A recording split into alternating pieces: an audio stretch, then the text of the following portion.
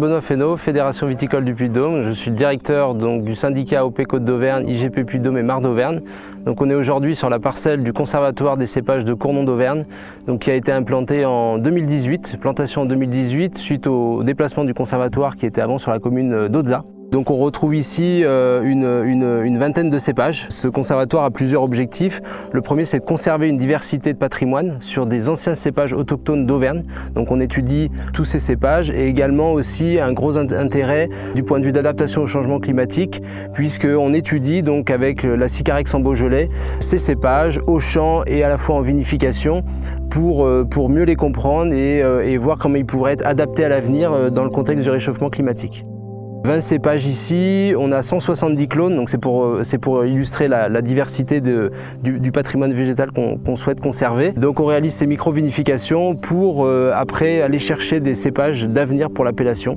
Alors on aura probablement le gamay qui restera, le pinot noir également ou le chardonnay, mais on aura peut-être d'autres cépages autochtones d'Auvergne qui avaient été à l'époque écartés parce qu'ils mûrissaient trop tard.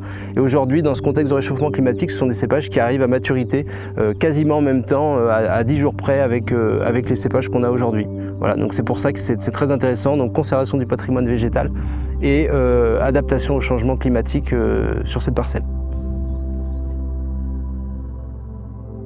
Gilles Vidal, président de la Fédération viticole du Puy-de-Dôme et aussi président du syndicat AOC Côte d'Auvergne, IGP Puy-de-Dôme et Mar d'Auvergne. Donc nous sommes ici sur une parcelle qui nous a été mise à disposition par la commune de Cournon. Je vais faire un petit retour en arrière sur le vignoble auvergnat. En 1870, c'était 45 000 hectares de vignes. C'est à peu près ce qu'il y a à la Solle en blé actuellement. Donc quand vous voyez du blé, il faut se dire qu'en 1870, c'était quasiment tout de la vigne. Voilà, on était la 3e région productrice française de vin. Donc c'était vraiment une grosse région de production. Là, ici, comme je vous disais tout à l'heure, on est sur la parcelle du conservatoire. Mes prédécesseurs, présidents, avaient implanté cette parcelle sur la commune d'Ozza pour essayer de conserver les vieux cépages auvergnats. Ici, c'est vraiment tous les vieux cépages auvergnats qui sont reproduits sur cette parcelle et qui sont en même temps à la Sycarex dans le Beaujolais.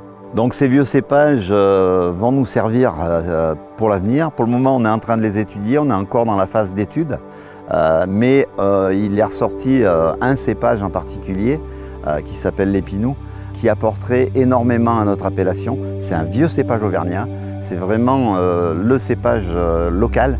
Et suite à 3 années d'études sur les micro-vinifs qu'on a faites, on s'est aperçu que c'était un cépage qui avait peu d'alcool, beaucoup moins que du gamay, qui avait une couleur intense, qui pouvait apporter énormément à nos vins et surtout qui résistait à la sécheresse. C'est un cépage qui est intéressant pour nous. On va essayer de l'inscrire au catalogue. Malheureusement, il n'est pas inscrit au catalogue, ça va rallonger la durée d'inscription dans notre future appellation.